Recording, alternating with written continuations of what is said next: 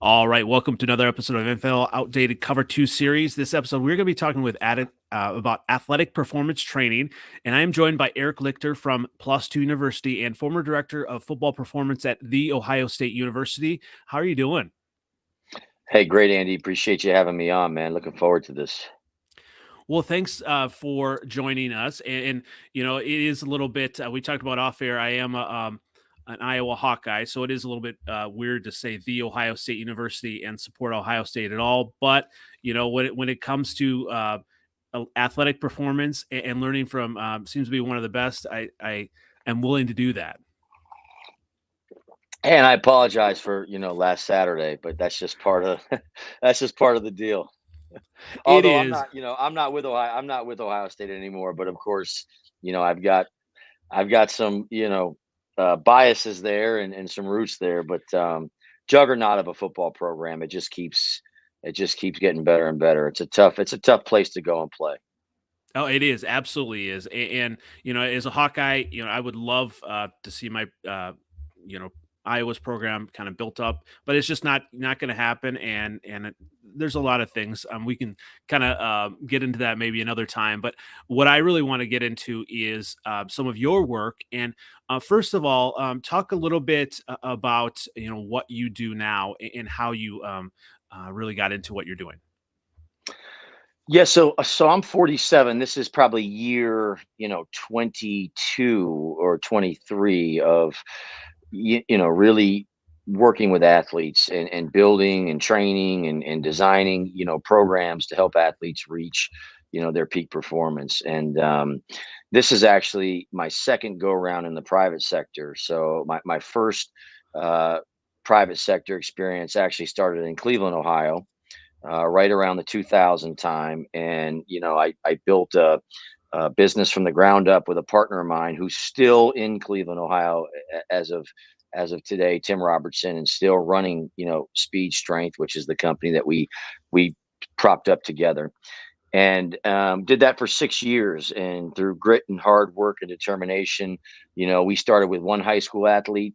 And I remember spending 2 hours sitting at a dinner table talking to the mom about how, med ball rotational throws will help his bat speed. And, I remember 2 hours to make a, $200 sale or something like that. Right. And over 6 years, though, my partner and I had built quite a business. We, athletes like LeBron James and multiple first round NFL and NBA draft picks had made their way to Euclid, Ohio, which is not like it's not like Bradenton, Florida. Okay, Euclid's quite a bit different, but just through hard work and Tim and I really, you know, trying to grow as coaches and just doing whatever it took to make that business work. And like anything, there's ups and downs, but yeah, just grew a great business. Had a lot of high school athletes coming through there, being developed, and many of those athletes went on to Ohio State.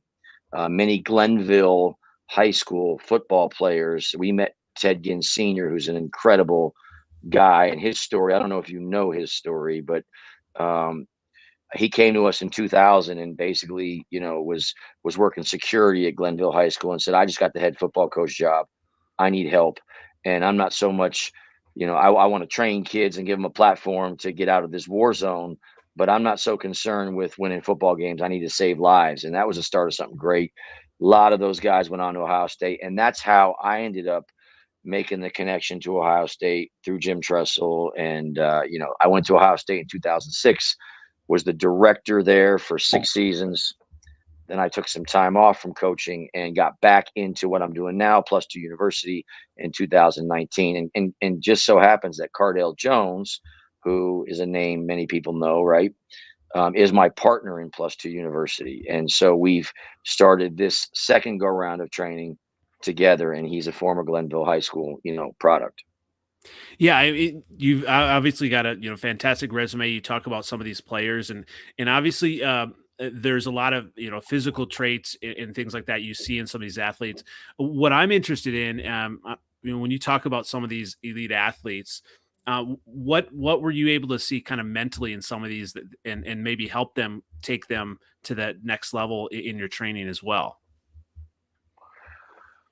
Well, you know, if you're talking about athletes that come to us that are Mhm. already elite, Mhm. then you're trying to find, because when you deal with really high level athletes, whether they're super fast, right? I've trained a lot of Olympic sprinters, and so it's much easier to take a high school kid and drop his 40 a couple tenths of a second in a very short period of time, but it's much more difficult to take a 10 flat sprinter and make them a 9.8 sprinter, right? Because their window of adaptation is much closer to being closed, right? There's not many things that they haven't seen or done. So, um, from a physical standpoint, that's one thing. But from a mental standpoint, you're trying to, of course, I think, give them some new information, or trying to give them, some understanding of the why, not just, hey, this is what we're going to do, but this is why we're going to do it.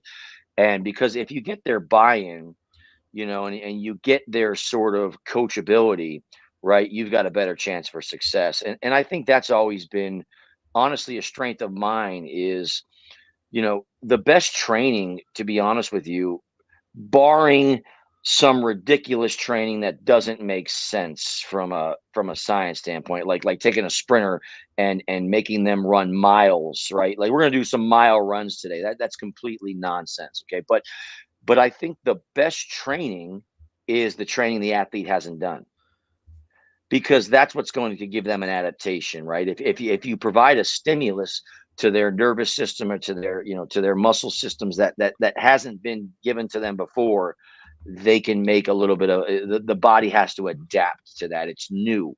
And so I think that's always the key when you're working with elite athletes, is really trying to get to know them, trying to get to know what they've done in the past, what's been their staple of training, and then trying to figure out, chasing those edges of where they haven't been, because that's the key to getting that jump when you've only got that much room to improve, if that makes sense.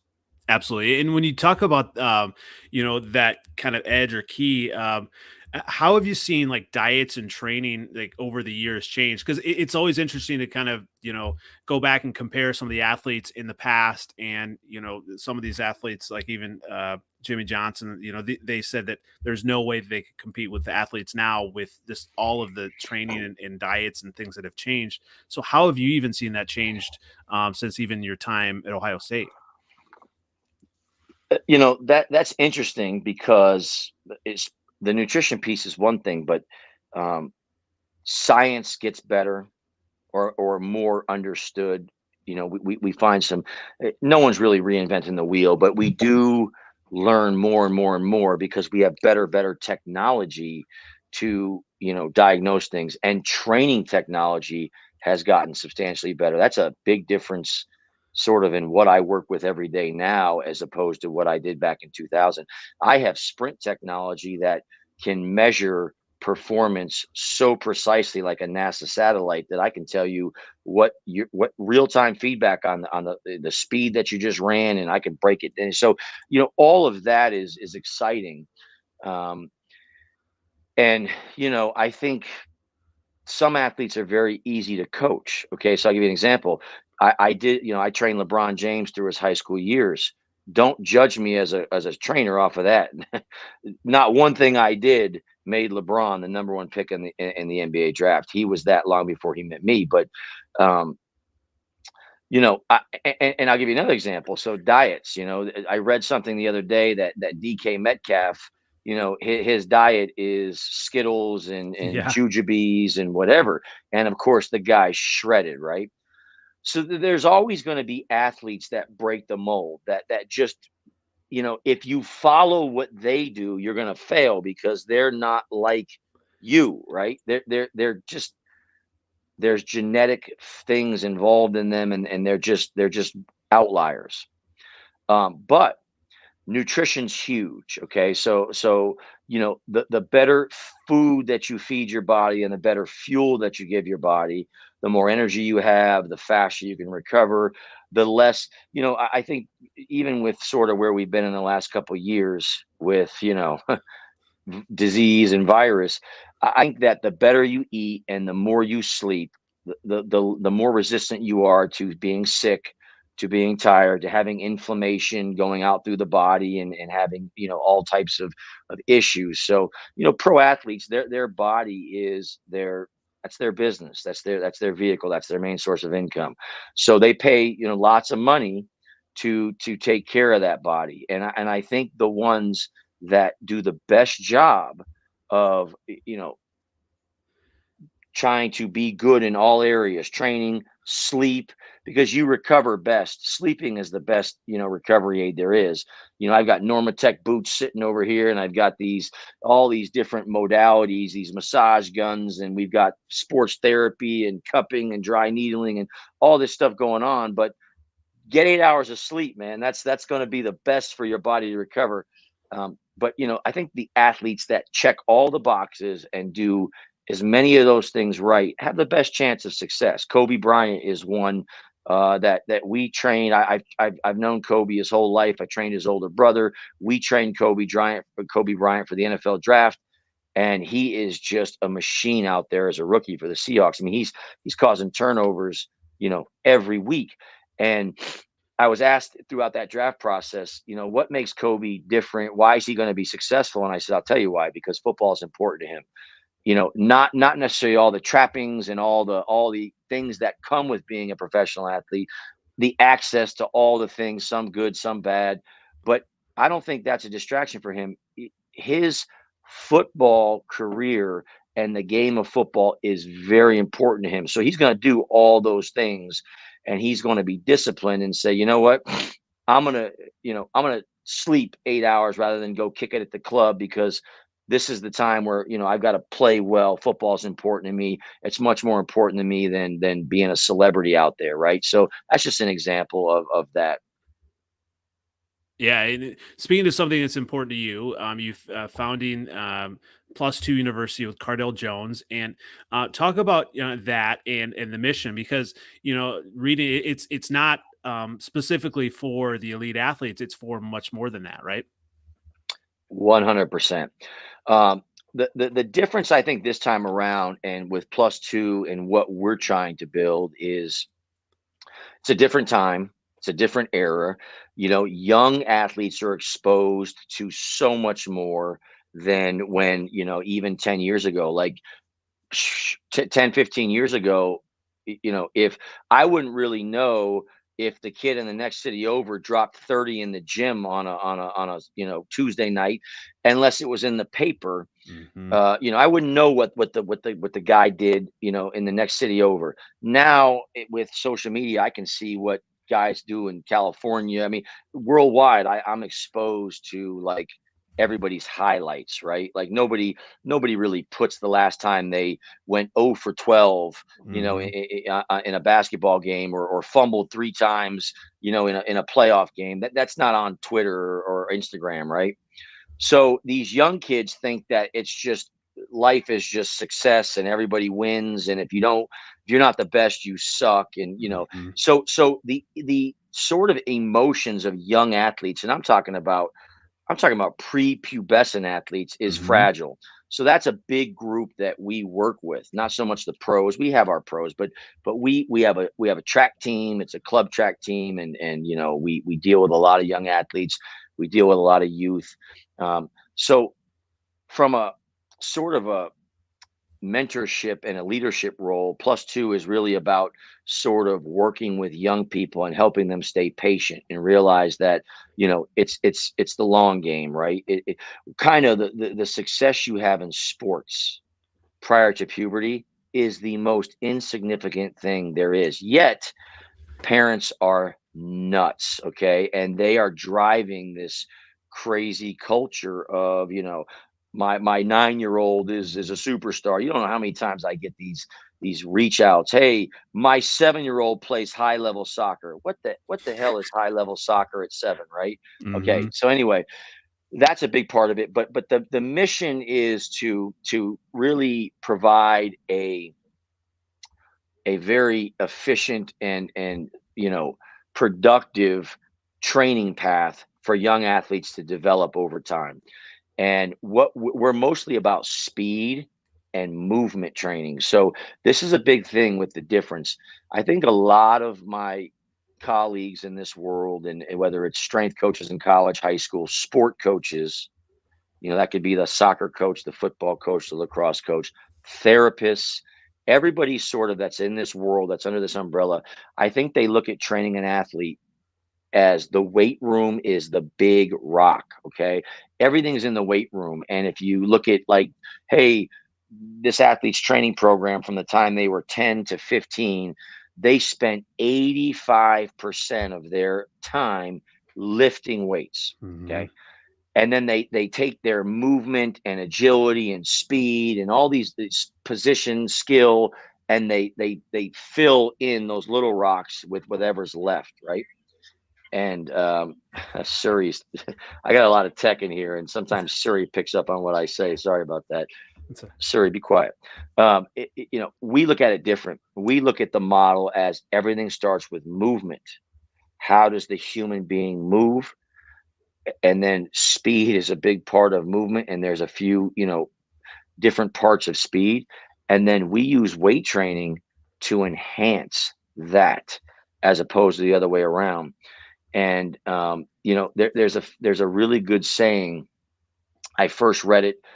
Exos Performance, which is a big juggernaut performance company, said if you train movement, you'll never miss muscles. But if you train muscles, you will surely miss movements, right? So you think about sort of Mhm. the high school athlete that lifts, gets big, but can't really move that well out on the field, right? They're sort of stiff, or some of those things. So we really focus here on movement, and we sort of bring the other side of training, to the athlete that is not being addressed in the high school weight room, or is not being addressed, in the college program or whatever it is. So that's a little bit of the plus two story. And we do some pretty neat things with speed training. Yeah, I mean, as you talk about it, it kind of reminds me. I graduated in '96 from high school, and I remember get in the weight room and you just kind of go as hard as you can, and we didn't do a lot of else other than that, and so when you look at some of these athletes, young athletes, um, is there a way that you try to kind of help them see the long game? I mean, so my son, he's 12 and he's in his second year of football, and he's not really into. We haven't done any training and anything like that. And is there some way to kind of help them see the long game, not only just for football, but for his health, going forward in his life? Oh yeah, 100%. I mean, this is a big part of what we do on a daily basis is educate, teach, talk through. And in this day and age, I've had to learn over time that it's not so much, what you have to connect with them. You have to connect with that athlete before they really care about what's in my brain, and how much I know. And you have to give them like word pictures. You have to tell them stories, to be honest with you. It's, so I always talk about like the long game. So one of the big things about plus two is we have a youth club track team. It competes on the club summer and indoor here in Ohio, and of course that leads to a bunch. But we believe that everybody should participate in track training if it's good training. I'm not talking about like ridiculous amounts of running, because I think especially with young athletes, they do way too much. They're not, their bodies are not mature, and you can only dose so much. You can only dose so much training to a high school grown man athlete, college athlete. It's kind of like poison, right? If you train too much, you overdose, you ruin. So you kill. So with young athletes, it's even more fragile. So we talk to them all the time about like the nervous system. And so when I have to talk to a young athlete about, hey, it's not about how fast you are compared to this other 8-year old or this other 9-year old, like that means nothing. It's Mhm. you versus you. But here's what I have to go deeper than that, because they don't buy that. They still feel terrible that this 9-year old's beaten them by a significant amount. And what I have to Mhm. explain to them is like, hey, Your nervous system is why you're here. And I have to explain to their parents that most of the time, young athletes only expose their nervous system, which means their brain, their spinal cord, and the motor units and muscles that whole system communicates, right? It's kind of like the electricity wires between the breaker and the light switches, right?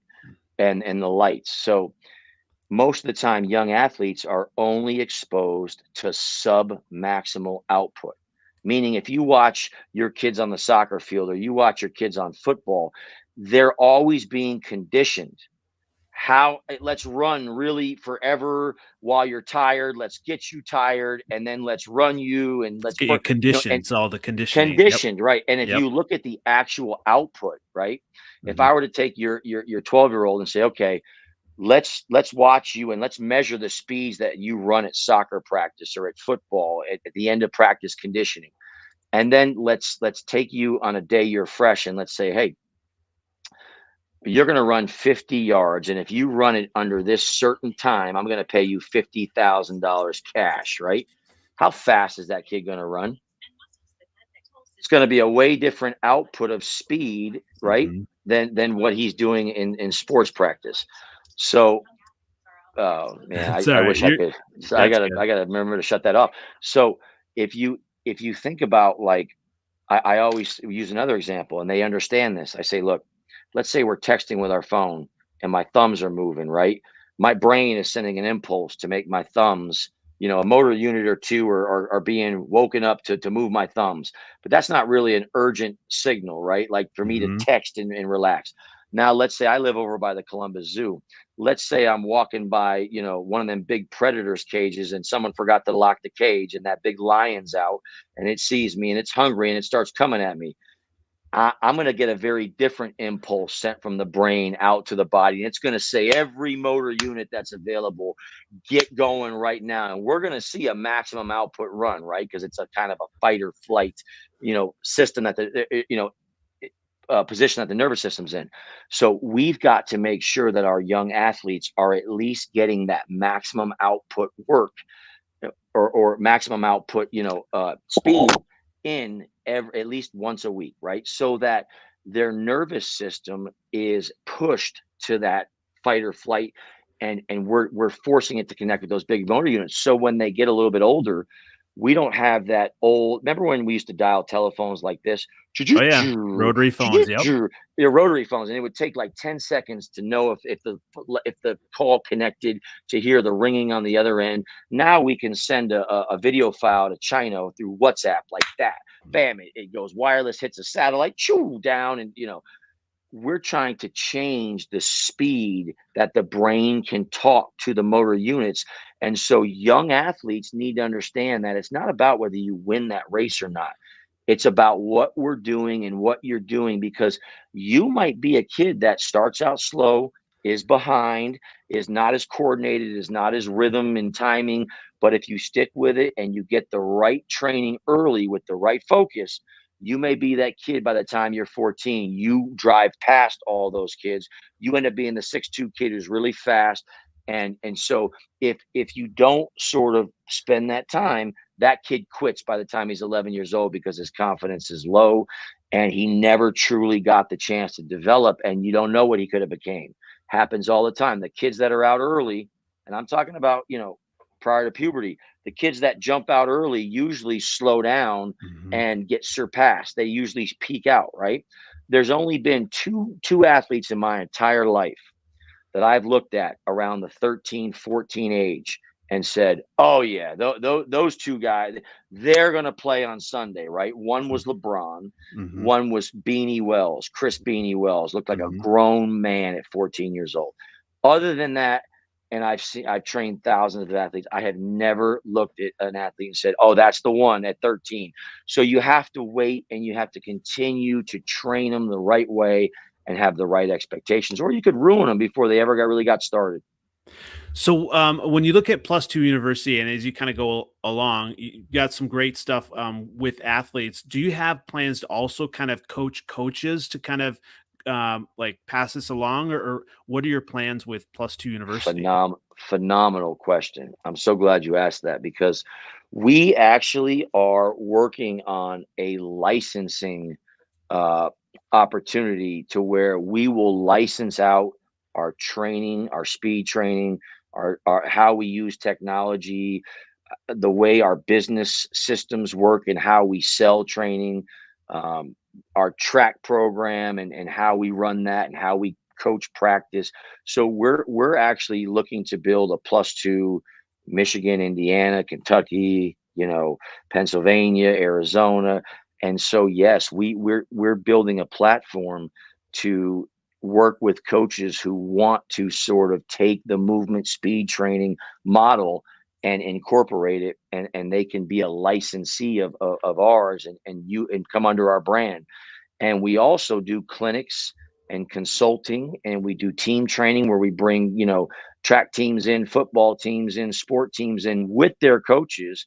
And we do assessments, load velocity profiles, force velocity profiles, and we give them usable data on their athletes, and we give them some suggestions on what to do with that data, and where, to take that back with you to start training them again. We're not training them, we're assessing them. We're training them once a week, but we're really working with them to give them the tools and the information they need to train their athletes and to get a little bit more development, to be a little bit more efficient with those athletes based off of the data and the assessments that we've done.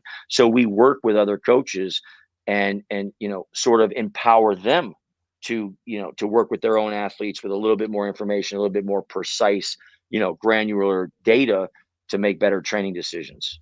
Yeah, I think that can be incredibly important when you look at the big business of like coaches and how important some of these top level coaches, but even high school coaches, to kind of help their programs kind of turn them around. I think that's huge. But getting any type of edge, especially when it's one that's been proven, and it's about the long term, not just the short term.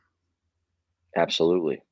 Yeah. It really is sort of a ever evolving deal, but most athletes they just do way too much, and Mhm. if we can help educate them and sort of cut out some of the things that are overdone and add in some of the other things, man, it's a game changer. Like, the more that I am in this industry and the more that I really am around great minds and study and my own experiences, like, strength is so irrelevant to speed, right? Like, the more that I do this, the more that I realize that the weight room has such little influence on speed.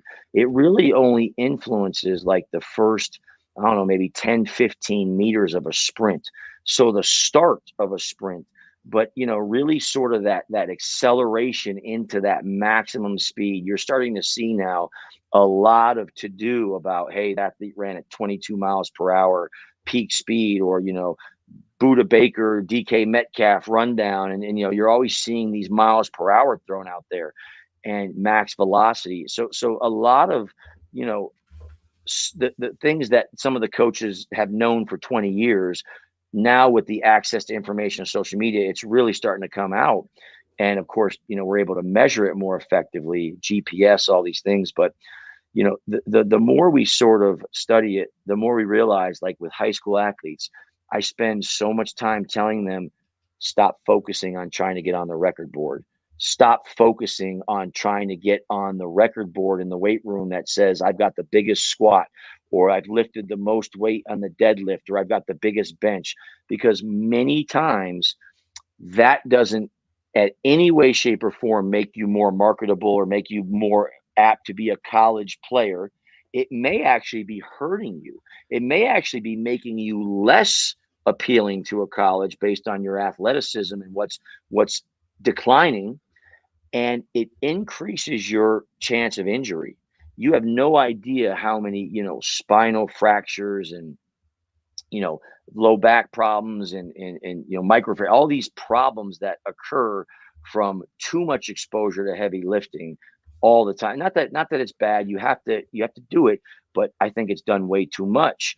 And like anything else, you have to progress it in some of these things. So that's just one example of, like, we need to make a shift. We need to get sort of, the majority of high schools, that's still the main deal, right? Strong, strong, get as strong as we can, as strong as we can, as strong as we can. It's not that important.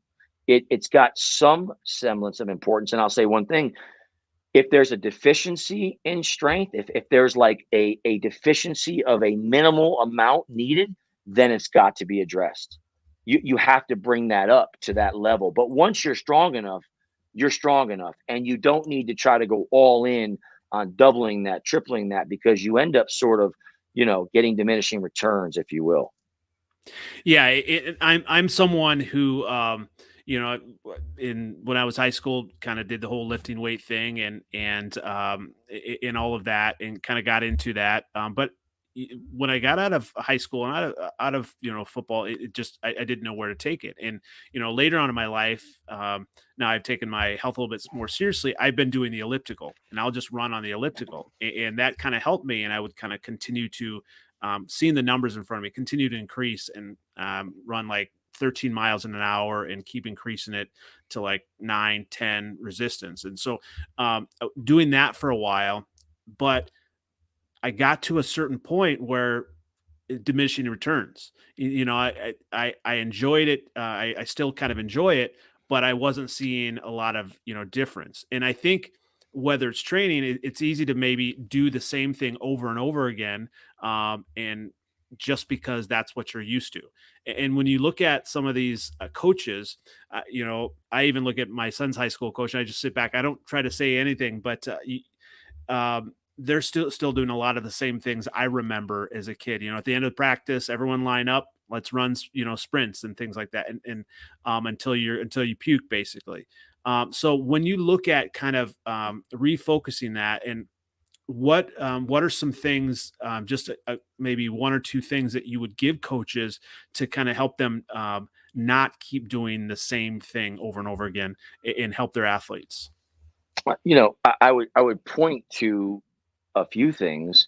I would point to injuries, and I would point to, a lot of teams that have shifted and are, dealing with a lot less work and more intensity. So more specific, intentional work, right? Like, Hmm. work is, submaximal for on and on and on. And intensity to me is not like, you know, training so long and making you puke. It's getting to a high speed. If I can run at 22 miles per hour, it's hitting a couple max velocity runs at 22 miles an hour. That's max intensity, right? Or, some of those things. So I would point to, like, you know, fresher athletes are healthier athletes. They stay injury free. Fatigue makes cowards of us all. That's something that Vince Lombardi said in long, long time ago, meaning that if the goal is always to get your football team fatigued to see how they're going to respond, you know, everybody everybody's not at optimal performance when they're truly fatigued, right? Like, Hmm. Hmm. so that's got to be a basis of it. But how about the teams that are explosive and play fast and just play with ferocious speed, as opposed to, hey, we can survive a 12-round fight, but we don't have knockout power, right? I'm thinking, like, let's knock a guy out in the first or second round and it's over. Okay, so I would just point to a little bit of the science. I would point to high school coaches all the time, about sort of, they covet speed, they recruit speed, but then they neglect it with the way that they Hmm. they train it. I can show you that. Like, I tell people all the time, some of these really fast track athletes that also play football, they're never more deadly or more lethal on a football field for a football team than when they just ran in the state track meet. But yet then you want to take them away from that and rush them back into summer conditioning, where you do all these long, really, sort of the plow a cornfield with a Ferrari, like you're taking Hmm. a Ferrari and then you're asking that Ferrari to plow your cornfield. You do that with tractors, right? Not Ferraris. So I can show them the data, like, hey, this athlete was able to attain these speeds, these acceleration rates, and after a month in your summer conditioning program that you jam them back in, those are all down and lower now. So what do you want? Do you want this guy to be able to take the kick return and hit that seam and go 22 miles per hour? Or you want him at 20.5 miles per hour? He's clearly more dangerous at 22 with better acceleration. Well, look what your program did to him, right? So why did that happen? You got to try to help them see that. And then I think, you have to sort of show them that maybe they're practicing way too much. Maybe their team would play faster and would play, you know, better performance if they redesign their practices a little bit. So you're just trying to show them evidence of other teams that have bought into this and the results they've gotten, and just showing them sort of the undeniable facts of sort of why they might want to consider changing, right? Because the only thing that is constant is the fact that you need to change. Like, the world changes, and we know so much. We've known it for a while, but we just have so many more ways to point to it, not anecdotally, but by like truly being able to measure and really being able to extract, something that's almost undeniable. You can point to them and say, you got to look at this. There's a better way to do this. Well, now I wanted to talk a little bit about your time at Ohio State and Jim Tressel. What are some things that maybe you learned from him, and some of your favorite highlights from that time at Ohio State? We don't even have enough time to go over everything I learned from Jim Tressel. Um, Jim Tressel was sort of like a love-hate relationship. And I only say that because it takes some time. Jim led everything with love and care and compassion. Truly, I mean, I can probably remember maybe once or twice over 7 years, I watched him raise his voice, but he didn't have to raise his voice to get your attention. He could say something, and you knew this was like, you better straighten up. Okay. Maybe Urban Meyer is a little bit different. I never worked for Urban Meyer, but I think they're two different, coaches, styles, great results. But Jim Tressel was certainly a micromanager.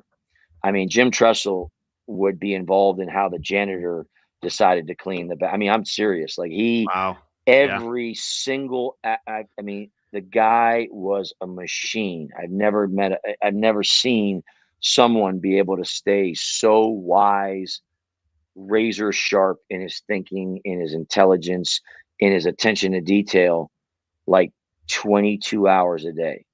Like, we all wear down. I have days where I can't put together a couple good thoughts because I'm tired.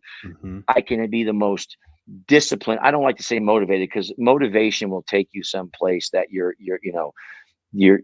I should say, yeah, motivation will take you someplace that your discipline cannot keep you, right? So you can get motivated, and you can get these rashes of energy. You try to do these things, but if you don't have the discipline, you'll always drop down, because motivation's going, your discipline will only keep you where motivation can take you. So he was like 22 hours a day on point. Never, I mean, never like, I'm too tired to do. I mean, the guy was a machine.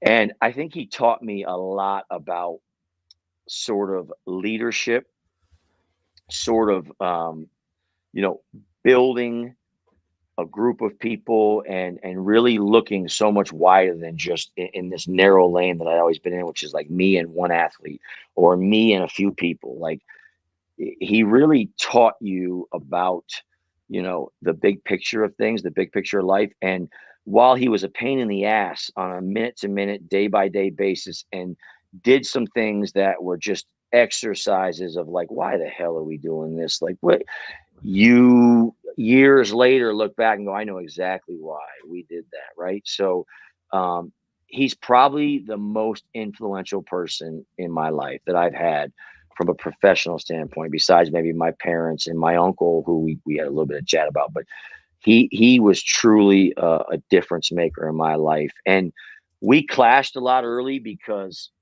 I had my beliefs about way we should do things, and he had his beliefs, and I can tell you who won every one of those, and they didn't last very long. He won them all, and they were first Hmm. round knockouts. Like, there was no debate, right? Because Hmm. he signed my check. One of those things was the conditioning test. So this is a great example of um, what we're talking about. My Mhm. very first year on the job in '06, it's, a number one ranked team going into the preseason. Troy Smith, who I had trained in high school as a private sector client, Ted Ginn Jr., who I had trained in high school as a private sector client, Beanie Wells, so all these guys, okay, Roy Hall. Mhm. I finally I get hired, and I'm now their strength coach at the Ohio State. And my first summer, that's when I started in June, and the season starts in August. Well, we had this conditioning test. It was 20 half gassers. It was this really long, drawn out, submaximal, mentally tough conditioning. Beat the hell out of your legs, but in no way, shape, or form did it relate to football speed. As a matter of fact, I had made a comment that if we look on tape, if we watched our guys playing on tape in a Saturday game in the shoe, and they were running at the speeds that they're running in this conditioning test, you would put their ass on the bench. You would say, you can't play here because you're not playing fast enough. You're playing so slow. So why is that like our standard of that we're in shape and ready to play football? And that was a whole long conversation. But here's the story quickly. I did not pay a ton of attention to that test. I trained the team over the summer to be very explosive, to be repeatedly 3 to 6 seconds of explosive speed, acceleration, power. And I would give them, 30 to 45 seconds recovery because that's the way football snaps go. They play 3 to 5 seconds all out, maximum, not effort. You can be giving me great effort and be moving dog shit slow because you're tired and your legs are heavy. I need maximum output. So if you can accelerate at whatever, this rate, I need you there, right? I don't need you below that. And I need you to be able to do that repeatedly. So we trained all summer, and I just touched upon that conditioning test. We did 8 of those rather than 20, and this, that, and the other. Well, we come into camp on day one, and all this. There's always a lot of hoopla about the new strength coach. Every player is in the press talking about, oh, this strength coach, he came in and really laid it on us, right? All that shit was there, but we go into the conditioning test and we failed it miserably. Okay. Coach Tressel's conditioning test. And now I was told that the old strength coach had fudged the recovery a little bit, added 5 or 6 seconds, probably was looking at his stopwatch. And when it said 30, he was saying it was 24. So they'd get a little bit extra rest and he'd look good. I didn't do that. I ran the damn test the way it was, and we failed miserably. We had like, and everybody on the team does this test. The linemen, D linemen, the 320 pounders, the cheetahs, the 180 guys, and they all have different requirements. Well, we had like a 40% fail rate, 60% pass, 40%. That was the worst fail rate ever.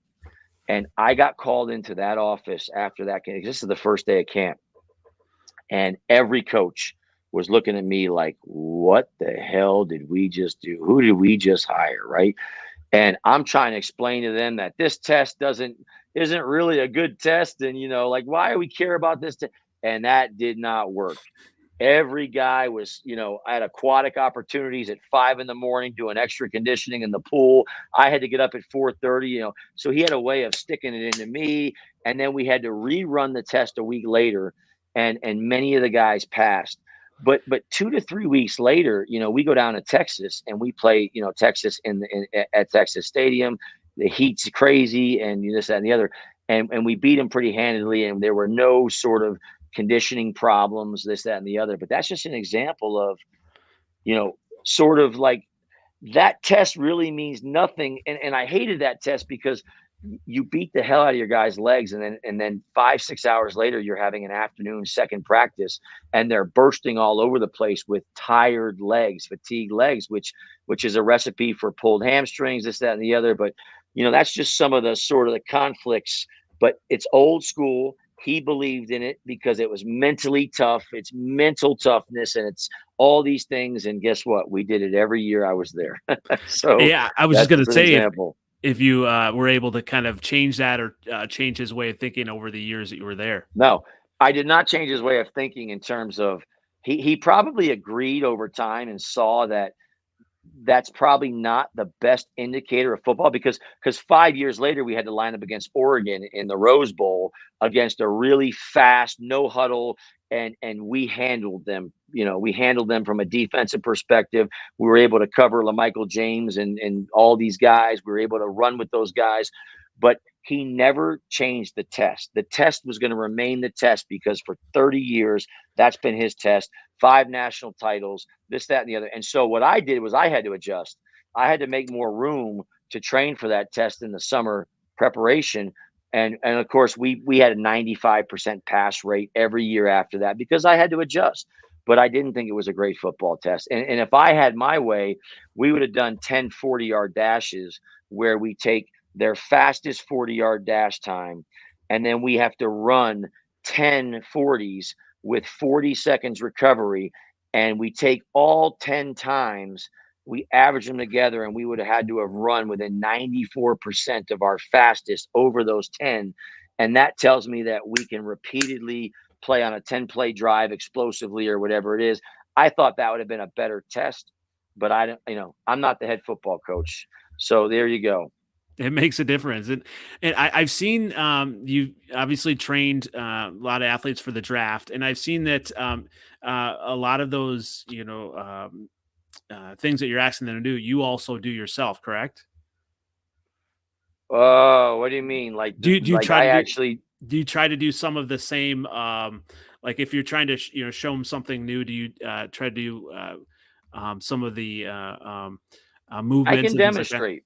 Yeah. I can demonstrate. So I pride myself on still being able to demonstrate and, be athletic and show, but I cannot train the same way that they train. I do not do sprints to the level they do. I'd pull my hamstring, like, but I definitely, still can get out there and demonstrate everything, every lift. I have, I do that, do it well.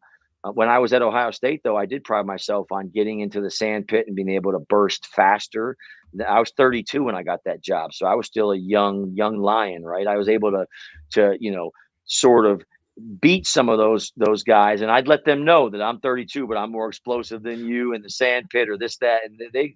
James Laurinaitis will tell you, like, yeah, Lichter could move in the sand pit, and so Marcus Freeman, who's now at Notre Dame, he would say, yeah, dude, that dude can explode, but not anymore, not at No, yeah. 47. Yeah, my body's definitely, but you need to, you need to still train as close to that way as possible because god forbid you get in a life and death situation in real life.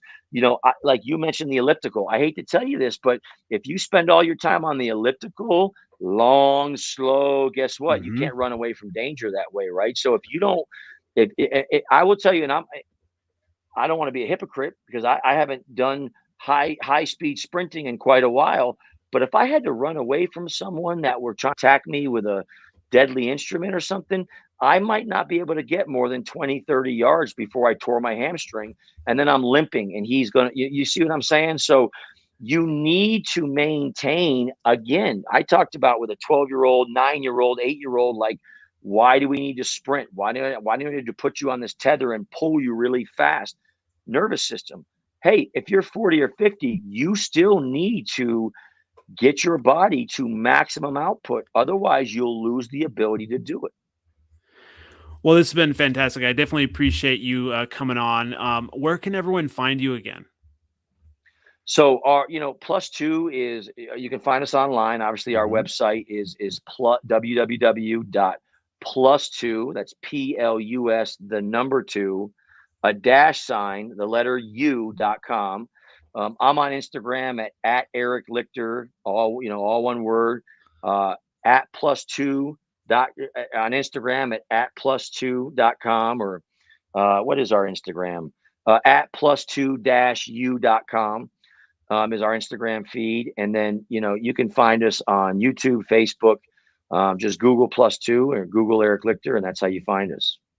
Well, I'm looking forward to following plus two and really seeing where that takes off, and definitely appreciate you sharing a lot of your stories. I could talk football forever. Yeah, I appreciate it. Let's do it again. Once again, this has been NFL Outdated Cover Two series on athletic performance training with Eric Lichter. Thanks again. Okay, take care.